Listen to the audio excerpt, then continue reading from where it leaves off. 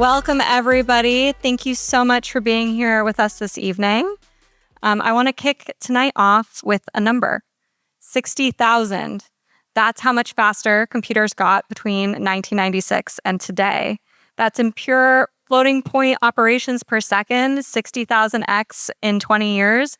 I think it's one of the most remarkable achievements in human history, and many don't fully understand that it happened. And here's the thing, that curve is breaking. The old tricks, shrinking transistors, faster clock speeds, are running into the hard limits of physics. And at the same time, compute demands of frontier AI models are growing at unprecedented rates. And so that gap between what we need and what conventional hardware can provide is where we live here at Playground. So Playground is a deep tech venture capital firm. We back scientists and engineers doing the hard, long horizon work that many don't want to touch. And over the past several years, we've been building out what we call our next-gen compute thesis. So the basic core of it is this. We are entering a third era of scaling. So the first was Dennard scaling, shrink the transistor, get the speed up for free. The second was parallelism, GPUs, multi-core, distribute the work. And this third era has no single trick. So it's requiring reinventing the stack at every layer simultaneously. So here we like to say that Moore's Law is not dead, it's just resting. And a big part of what we do at Playground is back the people who are going to wake it up. So I'm Marissa Ramirez de Chanlate. I'm an investor here on our Next Gen Compute team. I come from a research background, Exascale Computing Project, Berkeley AI Research Lab. So I know firsthand how hard some of these problems are. And I believe our portfolio really reflects that conviction. So I'm going to tell you a little bit about it. So at the architecture level, we have Next Silicon breaking free from von Neumann constraints with a data flow accelerator that sidesteps the memory wall. We have D-Matrix reimagining inference with digital in-memory compute that runs models faster and cheaper than anything else in the market. And at the semiconductor layer, we have X-Lite working to extend Moore's Law itself. Their EUV laser technology could push lithography past the hard limits of what's possible. And we have Snowcap going even further, building logic circuits from superconducting materials that are going to deliver orders of magnitude improvements in power efficiency. And for the problems that classical computers can't even touch, we have Phasecraft, who's developing algorithms that let near-term quantum hardware solve real material science problems today. And we have PsiQuantum, is building what we believe will be the world's first utility-scale, fault-tolerant quantum computer. So these are different technologies, different timescales, but the same underlying conviction. The next era of compute won't be won by optimizing the old stack. It is going to be won by the people willing to start from first principles. And that brings us to tonight. We have two of those people here with us. And what I want to say about them before we get into their many, many credentials is that they are genuine engineers. So these are not people who learn to talk about technology. These are the people who actually built it. And we're really lucky to be hearing from them. So I will start with Pat. So Pat wrote his first microcode at Intel at 19 years old, spent 3 decades there rising to become the company's first chief technology officer, helping architect the processors that powered the PC era. He then built VMware into one of the most important infrastructure companies in the world. And when Intel was at one of its lowest points, he came back as CEO to rebuild American semiconductor manufacturing from the ground up at a moment when geopolitical stakes couldn't have been higher. And we are so lucky that a year ago, he joined us here at Playground as a general partner and is helping to lead our next-gen compute thesis.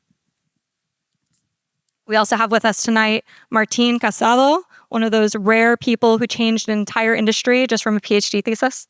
So his research at Stanford on software-defined networking became the foundation of how modern cloud infrastructure is built. He co-founded Nicira, which VMware acquired for over $1 billion. And he spent the years since at A16Z backing the infrastructure companies that are defining the next generation of the internet. So these are two people who helped build the last era of compute, who are now investing in the future. And I really can't think of a better conversation to be having right now. So please help me in warmly welcoming Pat and Martin. Okay, thank you, Marissa, for that kind introduction and the overview of Playground. And it's been a fun year. After 45 years waking up in a corporate job, right? The day after Intel, what do I do now? And my wife said, "You're not done yet." And I'm grateful the Playground team let me join them to keep the game on. So we have a lot of work and interesting things to get done here, Martine. For sure. Yeah. And Martine, let's start a little bit. You and I have been together for over a decade, right? We're growing old together. Yeah, it is, right? And you're 29 now and I'm 32. Exactly. Yeah, something like that. But Martine, go back to the beginning and our first working together and give the story a little bit. So actually, I think our first days at VMware, our first day was the same day. Is that true? Almost. I was 2 days before you. Yeah, okay. Right, but I was the man behind the curtain before the deal was done here. Yeah. So when we were doing Nicira, which was now, 15 years ago or something like that? Yep. It was a long, circuitous route. You were at EMC at the time. I was at EMC. And it was kind of interesting because at the time, VMware was very focused actually more on apps. And like true infrastructure people, a lot of them were at VMC. And so we would spend a lot of time chatting with Pat about what we should do. And as interest in the whole space heated up, we continued to get closer. And then, we decided to go into the partnership. And I remember I started the conversation with Paul Moritz, and I ended the conversation with you, and then we started VMware together, and we started at the same day, close to the same day. And I wasn't, you weren't my direct boss. It was me, Not yet. Raghu, and then you. But what I've learned in the past 20 years is once your boss, always your boss. That's right. and some of you in the audience have worked for me before. You still work for me. Exactly. Right? You will work for me forever, right? At your grave, I still work for Pat. It's okay. Exactly. And you went on to work for me directly. Yes. Right? Yes. One of my best employees that I ever had. Right? The best boss I've ever had. Well, that works well. Yeah. And I've just decided I'd do my career in decade chunks, right? Like in my 20s, I was a paper writing, code writing individual contributor. I was an engineer and I was a researcher. I wrote a lot of papers. I feel very happy about that. That was 10 years. It was like 20 to 30. And then 30 to 40 was building a company, right? So like I almost feel like I zoomed out. You zoom out from the paper, you zoom out from the lines of code to now it's like business. It's products, it's product portfolios, it's selling. And I really understood that business for 10 years. But 10 years of that, and at least in my case, I didn't want to go do it over again. I wanted to zoom out one more time. And so then the primitive goes from like the product of a single company to multiple companies. And, again, I do things in 10 years. I feel there's a lot to learn in venture. And so I went to do the 10-year thing. I'll tell you, I've been at Venture now for a year. I just passed my rookie year, right? So anybody doing deals, okay, I'm no longer a rookie by just like a few days now, right? Right, I'm still bad, but I'm no longer a rookie, for it. But don't you miss operating, having your hands on the wheel? So I think there's different types of venture jobs. Like it's like this weird historical quirk that most venture funds are like have the same models like a dentist, right? It's a bunch of partners and they're like they don't really do much together, but they kind of do, and they meet on Monday, and there isn't a lot of operations in those roles really. And so like you kind of like vent your operating angst on the companies that you work with. I mean, this is like the standard for most of these things. And what I've learned is... some of my companies are here, so they know they the operating right? angst that I exert on them. This is the issue with like getting like an ex-operator on your board is like they kind of want to run the company for you. But what I've learned in my 10 years is that good founders don't listen to you. Like they shouldn't. I didn't listen to my board, right? And so like I think you have to let go of the fact that you can actually provide any guidance. Now, I feel very lucky where I ended up, because when I joined Andreessen Horowitz, I was the 9th general partner. I don't know how much we had under management. Let's call it $8 billion. Now we have $70 billion under management. I have my own fund. I have my own team of probably 16 people. I mean, we were probably 70 people when I joined. We're 600 people now, and I was very instrumental in building the firm. And so I find for me, it's very satisfying actually doing firm building. It's very satisfying, like raising the money, coming up with a thesis, operationalizing it, building the team, building the operating functions. And so like I get a lot of my satisfaction for operations within the firm, not outside of the firm. And I honestly think that's one of the biggest mistakes of people like you and I, like investing in companies. It's like, it's very, very, like we feel like, I could do such a better job of running this company than person X, and like there's a lot of dissonance there. So anyways, it's been a journey. I made all those mistakes, but I think like where I've ended up with has been the right one for me. Okay. So, what's it like working for Mark and Ben?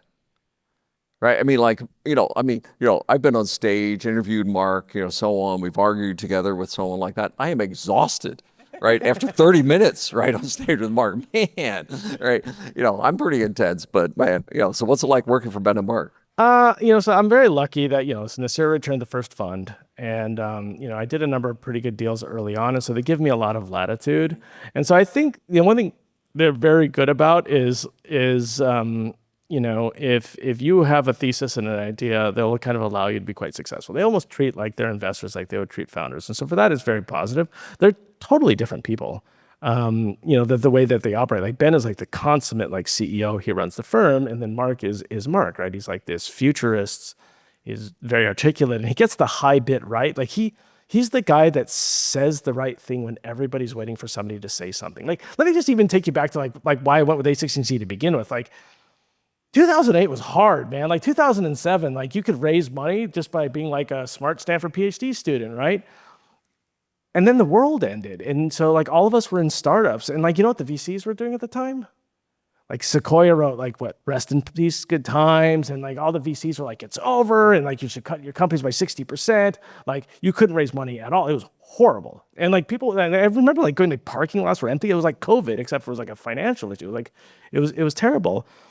And at that moment, Andreessen Horowitz wrote Software is Eating the World. And so like, I know we look back and like, oh, that was some kind of cute aphorism. Oh, that's some smart thing. But it was so perfectly timed because we were all so depressed and we were all so scared. So like, that's what he's good at. He's very good at like saying like time to build. And I guess if you don't have the context because you see these things later on, you don't appreciate how meaningful it is. And so, listen, it's with an operator, it's with this futurist, like, they're great to work with. But mostly I do my own thing. So working for Mark and Ben or working for Pat, which is better? Oh, Pat, yeah. Oh, okay, good. We're in the right audience. Okay. It depends on who's asking. This is what 10 years of operating has earned. So you've been an investor now for a while. Does having been an engineer, having been an operator, does that make you a better investor? Well, it's a huge liability. First, it's more of a liability than it is a help, if that makes sense. But like, if you can get past the liability, it's very positive. And it's a liability in two ways. The first one is, so I'm an infrastructure investor. I invest in like computer science infrastructure, right? But if you think about the people I invested, they're like these Shaolin monks that have spent like their entire lives doing technology, right? And like, I haven't been doing it for a while. So for me to second guess what like this Shaolin monk is doing would be silly. And of course, as like my identity being a technologist, I want to do that. I want to be like, oh, like, I would implement it very differently, or I understand the tech. So I've learned to just not do that. Like if there's one bit of credit I can give to the technologists, one bit of credit is like, you actually know what you're doing. But I do think as someone who's written a lot of code and has written a lot of papers, I do think that like you do get a sense for what's real and what's not and where the laws of physics are. And like, I don't know how many pitches you see, but my team will see 1,000 pitches a year. Of those, we'll do real work on 300. Of those, we'll probably bring in 80. And so of those 1,000 pitches, 60% of them are just totally bogus, right? And so I do think there is a first pass filter that you get from being a technologist that's useful. The same thing for the operations. I'll say like the wrong way to use an operating background is to go try and run the company. I think that is just like, you just don't have the context. Like if you're not piped into the nervous system of the product market fit, you can't do it. But on the other hand, man, listen, I've been doing this for 10 years. I've done 200 deals. I've seen everything, man. Like, I mean, you just have the long list of things that happen. And there, as a board member, you need to step in and put Humpty Dumpty back together. It really, really does help. And so again, I think it's more of a liability than a help. But if you get past the liability, I think it's actually very powerful to have. Like I said, it's just past my 1 year. So what's your biggest advice for Pat? Oh man, I have so many pieces. So let me just say a few things.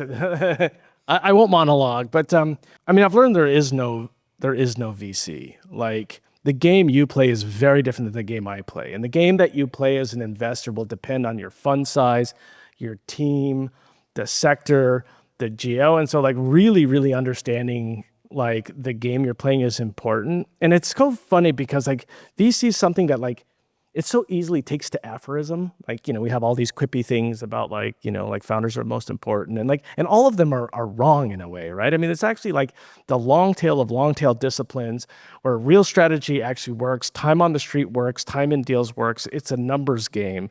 And so I would say treat it as seriously as you treated every profession. This is as intellectually rigorous as anything I've ever done in my life. And really know what your game is, because it'll be very different than most other people's games. And I don't know how much that's helpful to you, but like for me, it took a long time to realize that there is no one VC, and your firm is constructed in a certain way. And if you don't play to those strengths, it's very tough to differentiate, unless you're Pat or Gelsinger. And of course, everybody.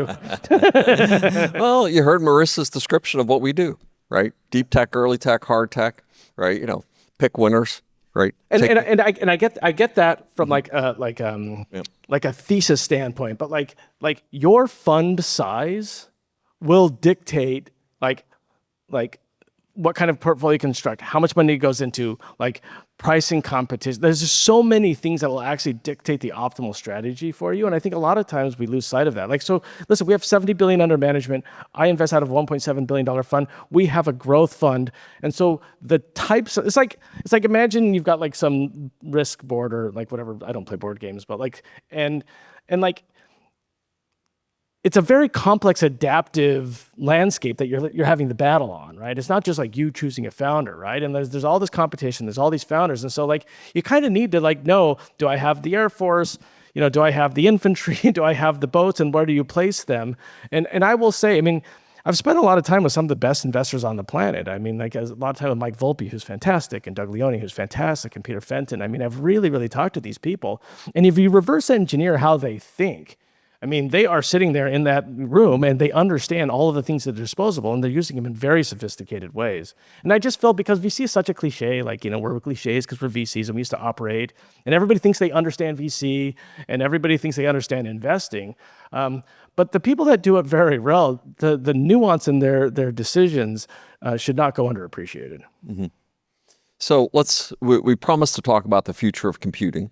Hooray. Tonight, right? So let's fast forward. Your current state on the state of AI. Yeah.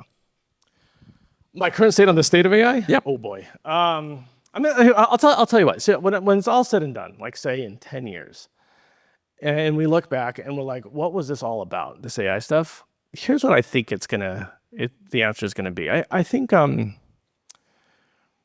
we've changed what used to be an engineering problem into a capital problem. And I don't think we have a clue what to do with that yet, but that more than anything will change how the industry works. And let me give you an example. 10 years ago, let's say, I don't know, Ed Doe. Ed Doe comes to me and asks for, he's doing a software engineering startup. He's a great founder of ours. He's a phenomenal founder. Yeah, He's a phenomenal. So 10 years ago, let's say Ed Doe comes to me and is like, okay, I want to do a software startup, Martine. All right, cool.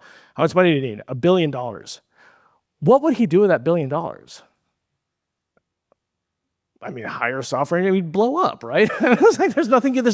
We've never been able ever to deploy capital at scale, and we've certainly never been able to take capital and get growth, right? Because this is why the mythical man month exists. Like the entire industry has been regulated by engineering complexity.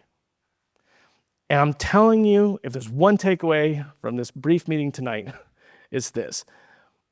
We're being regulated by something else now, because you can, like now, if Ed came and asked for $1 billion, he could actually deploy it in a meaningful way, and he could actually drive growth out of that pretty directly. And we're seeing this happen, and like nobody knows what to, like the capital markets don't know what to do with it. Like there's growth. Like now, listen, is that growth long-term unit economic positive? Nobody knows. Like, should you just keep deploying capital? Should you subsidize? Where do you have economic parity? So the nature of like capital to innovation is very different than it ever has been in the past. And again, like I know you asked for like the state of the art, but like I think this more than anything else, any technical advancement is going to change how like we relate to the industry. So are we capital constrained today? Are we infrastructure constrained? Are we power constrained? Which is the constraint that the We're definitely, growth? Yeah. So another great takeaway, the great learning that we've had is it just turns out we've never been resource constrained, actually. Like we were engineering complexity constrained in the past. We have the resources. And so now it's basically the entire supply chain that we're constrained by. I mean, if you talk to I spend a lot of time trying to figure out, what's going to happen to the compute industry. If you talk to, I won't say their names, but these people that run these very big clouds, they'll say it's actually regulation. Like that's like the constraint. Like we can't break ground, we can't do whatever. And so, I mean, my mental model is so simplistic. My mental model is like you take $10 billion and you train a model. It's not at $10 billion in there, and then that $10 billion comes out down the inference path. Like that's basically what's happening. And then maybe that $10 billion turns into 12, and maybe it turns into 8. I don't know, but that's the new capital flow. And that's why all this money is being pumped into these labs. And so basically everything along that path is constrained right now. Like everything, like power density is being constrained. I mean, materials, you heard about the Toto story. I mean, like there's like everything on that path is constrained. I think at the end of the day, if we wanted to speed that up, I do think it comes down to regulation. I really think that like governments can decide to like aid that or not. And I think, by and large, it's more complex, for example, in the United States to do it in China, but you know much more about this than I do. Yeah. So let's, so in this environment then, bubble, no bubble, right? Does this continue just, I'll say, in the face of those constraints, do we have another decade, 2 decades in front of this build out? Right. Yeah, that's the great thing about being an early investor is I'm like, yeah. I mean, listen, I'm old enough to remember .com, and it's so different. I mean, let's go through what happened in .com, right? Well, we had WorldCom, which was fraudulent. It had $40 billion of debt. We weren't monetizing the internet. Of the fiber that went into the ground, how many of that was dark? 90% of it was dark. So we didn't have a business model. We overbuilt capacity. We had a fraudulent company that was like 60% market share, like fraudulent, that was levered on debt, right? And right now, what do we have? We have massive companies with hundreds of billions of dollars in the bank that are backstopping this, right? I mean, this is Microsoft and it's Google. There's no dark GPUs. We're monetizing these things, right? Like the demand, as far as I can tell, is infinite. And so it seems to me that the demand is there, the business model is there. We haven't rationalized the economics yet. Like we don't have economic equilibrium, and that will happen. But even if it all goes away, it's not like we're going to have some systemic collapse like we had there. So I'm actually very bullish on where we are. And there's one thing that we all forget. I just think it's so important. Number 2 thing from Martine, which is okay.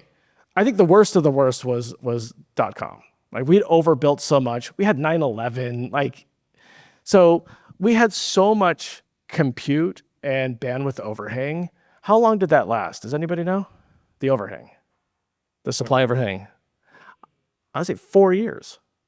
I think the supply overhang of fiber and compute was about 4 years before we had to start building again, right? So the worst time ever where we'd overbuilt. Even then, we're able. So I think humans have an insatiable capacity for bandwidth, for compute. If it's there, we'll fill it. I think .com, we were dealing with systemic collapse. I think the fundamentals are still pretty good here. So now listen, valuations are going to do this. But I don't think we've got a demand supply issue at all. Yeah, I've described it, underneath this, you have real companies, real balance sheets, real revenues that are underwriting it. And on top of it, you're fundamentally energy constrained. Right, you're not going to build data centers if you can't get energy lined up for them. You're not going to buy GPUs if you don't. So you have an upper bound, you have a lower bound, and inside of that, these are real businesses, right? So, yeah, and it's actually real user demand. People like to look at there's this kind of circular this and that and anything, but just abstract out the entire vendor supply chain. Just abstract it out and ask: are people paying dollars for this? And sitting on all of the boards of all these companies, like end users are paying dollars for these things. And so that from an actual demand perspective, it's massive. So, of the AI companies that you're involved in, which is the most exciting and why? The they're all so different. Like I work with Ilya, and he's SSI. SIA, and the guy's Oppenheimer, and he's going to figure out the next smarter when thing. you finish the conversation. Yeah, You don't like, know why, just but even you are. saying that, I mean, there's like this hush. I work with Mira. She's phenomenal. I mean, that team is so phenomenal. I work with Feifei at World Labs again. I just feel like we're at this pace where the world experts that have been working in something for quite a while are now starting companies because that's where the capital is, and we have the privilege to working with them. And so I can't pick favorites. There's a lot. You just pick 3, so okay. They're just great, cool companies, but there's many others. I love all my kids. Okay. So I love reading different papers that you guys post, right? Just insights, summaries, etc. But there was actually a paper that Sequoia wrote recently that I liked, right? And I know that might sound a little bit offensive to you. It depends on who wrote it, yeah. Yeah, right. But it was the Julian Beck paper, right? Service is the new software. And since you guys built the entire firm on software eats the world, right? Your perspectives on this, right? Is the world, a services world to the future? And your thoughts on the whole SaaS apocalypse and how that's affected you guys in the business. Yeah, there's a lot to unpack there.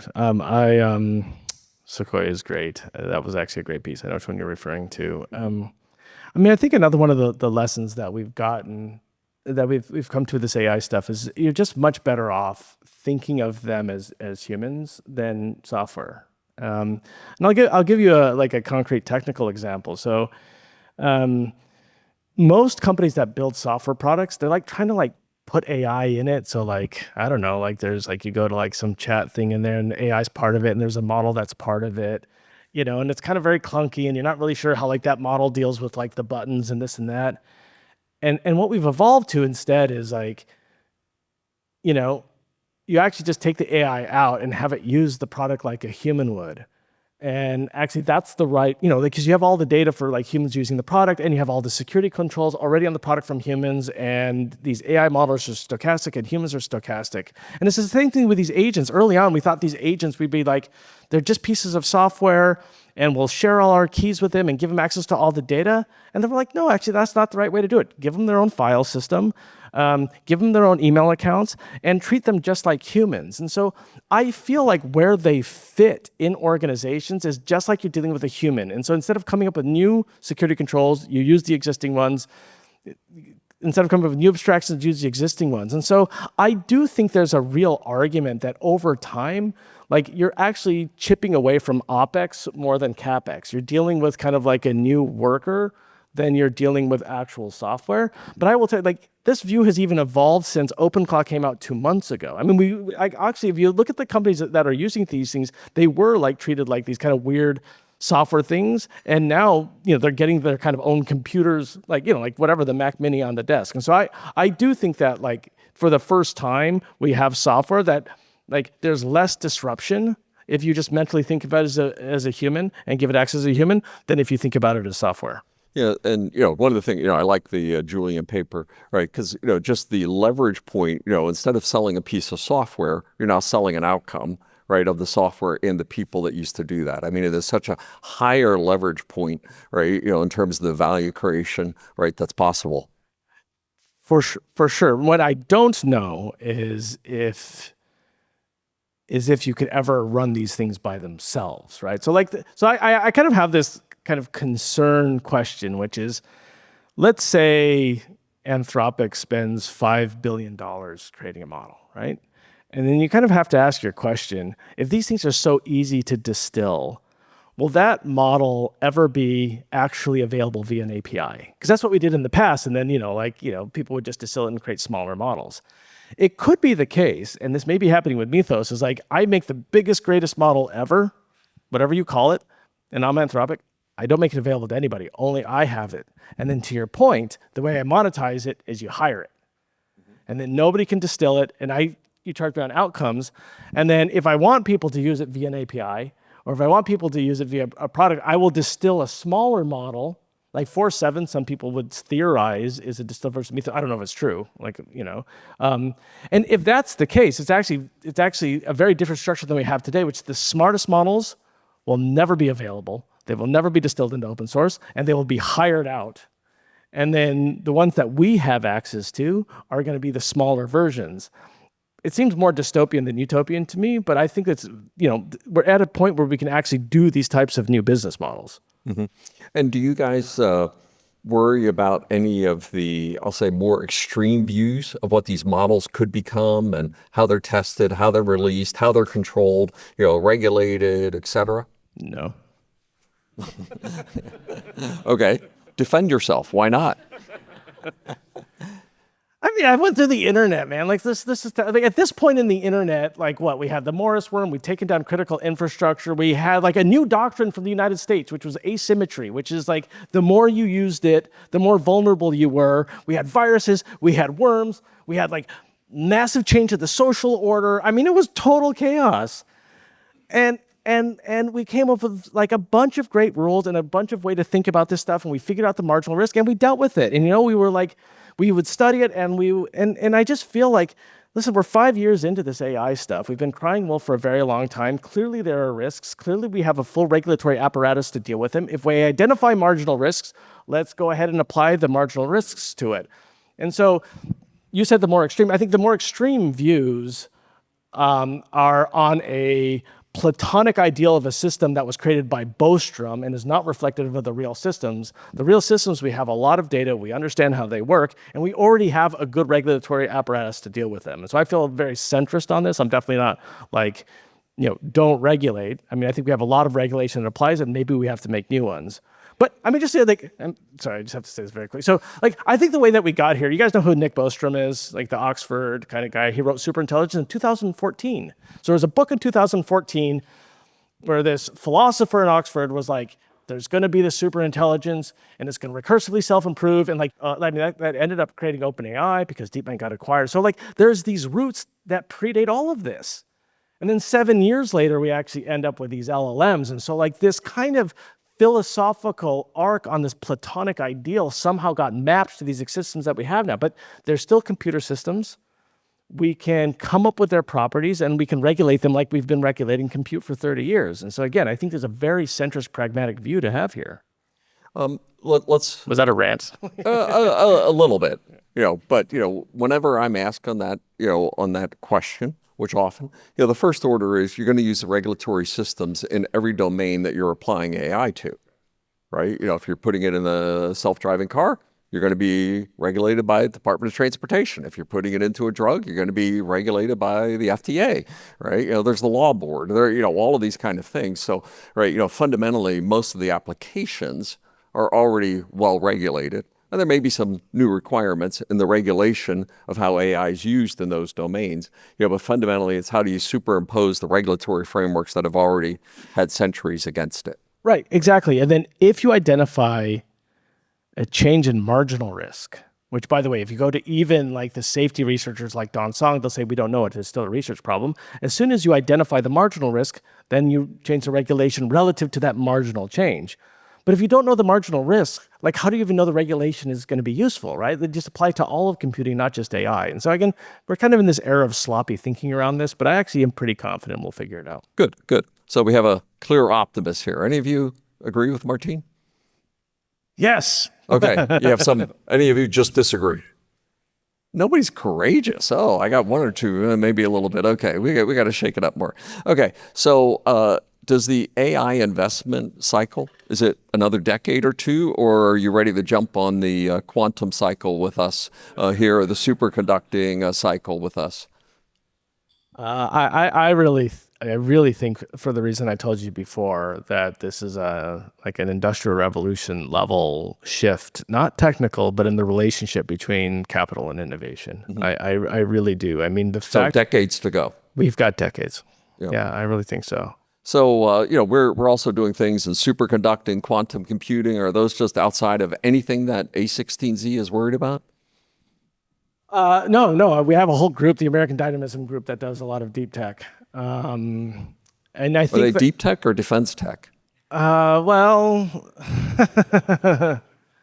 there's actually more overlap on that than you'd think, because even like the funding deep requirements. Deep tech or defense tech? Answer the question. I mean, I think the answer is yes. I think that they do more. I think they do more defense related, but like, they definitely do. I mean, listen, we've done quantum, right? We did Rigetti. We've done a number of, I just think, listen, here is, again, this is from a VC perspective. I've learned that for the dollars I deploy, I have to really be able to diligence it and understand the market. Like when we invested in space, I spent a year and a half looking at space companies, and I saw all of them. And there was like, whatever, like make a rocket booster. There was like image the planet. There's all, operate spacecrafts, blah, blah, blah. I'm like, I don't know these markets. I don't know the buyer. Like, how can I invest? How can I diligence? But then I saw one that was comms. And okay, I understand comms, right? I'm a networking guy. It's my PhD, right? And so then, I can actually invest because I understand the market. And then you kind of consolidate the actual risk in the investment to like, okay, I don't know how to do a satellite, but that's what this guy does. And so I can do that. And so I think that you need very special teams like yourself and like this firm to diligence and deploy money in these areas where you can actually make the calculus. But like, I'm not that guy. I mean, I'm like databases and like, compilers and yeah. So if you were, so we just learned that, you're finishing your decade in venture. Yes. Right. So you got your decade done. You're ready for your next thing. And it's now going back to start your next company. Right? Put your hands back on the wheel. What's it going to be? No. I mean, listen, I love my team. I love my job. I mean, like I run the fund now. That's relatively new. That's an entirely new job. Honestly, if I were ever going to do something in the future, I'd probably go get another PhD. I'm serious. And I would probably focus on, like how as a society do we structure innovation policy in a way that kind of teases the balances of economics, social good, and innovation, because there's a lot of opinions and very, very few people actually understand how to get equilibrium in these things. And so, listen, I love my job. I love my company. So then the cycle would start all over again. Get a PhD, then you start a company in the PhD. That's right, exactly. Then you be a fund managing companies in the PhD. Yeah. Okay, But that's probably what I'd probably do. That. Okay, and you're young enough yet, and healthcare is improving enough. There you go. Like maybe we can go through the whole cycle for the next 30 years. Yeah, fair enough. Good. So give us a strong opinion that you have on something that is opposed to popular opinion or that most would disagree with. Oh boy, you're talking to a polemic. It's a strong opinion. Well, I'll tell you one that just pissed everybody off. Like, I don't know if people here would agree, but like, I mean, it's so funny. Like, I tweet all of these things I think are like irritating, and then nobody seems to bat an eye. And then I dig these innocuous tweets, and like, I actually kind of like broke the internet. And here's my tweet. My tweet is like, give your investor, making non-consensus bets is dangerous, which I fundamentally believe. So I find early markets incredibly efficient. I think investors are very smart. I think, for me, I'm not a speculator, right? I don't invest in speculative things. I don't try and beat markets. I invest in productive things. I invest in you because you're going to build something great and like we're going to share the upside. That's why I invest. But there's this kind of old holdover, maybe from finance and venture, where you're like, oh, all the alpha is being non-consensus. It's about beating the market. And I just think that's the wrong take. I just think that means you don't believe in technology. You don't believe in productivity. Like, you don't know what you're doing. This is my view. So I tweeted something like that. And every VC was like, no, I'm like a contrarian investor. And like, I can beat the market. I'm smarter and like whatever. So like, this goes deep in the heart against the identity of investors to believe that actually it's probably okay if you agree on something and markets actually are efficient. Mm-hmm. So how's that? Okay. I don't know if people in the audience agree or disagree with that, but. Okay, that's good. So what haven't I asked you that you were so looking forward to talking about tonight? Yeah, I can't think of anything offhand. You did a great job, Pat. I appreciate that. Thank you. So as we wrap up our time here, one of the greatest opportunities that I had in my career was the opportunity to acquire Nicira, right? When I took over at VMware and work with Martin. One of the greatest disappointments in my career is when Martin left and I never hired him back. So Martin, I thank you so much for joining us tonight, having conversation, right? And any stage that you're on, just let me know if I can come and sweep up after you. I'm happy to carry your bag. Thank you, Martin. Thank you so much.